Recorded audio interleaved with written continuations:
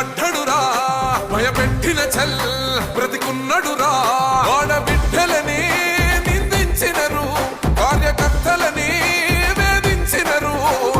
ఓర్చుకొని ఓర్చుకొని కట్టలనే తెచ్చుకొని చూసుకొని దూసుకొని గర్జించి దూకినడు చల్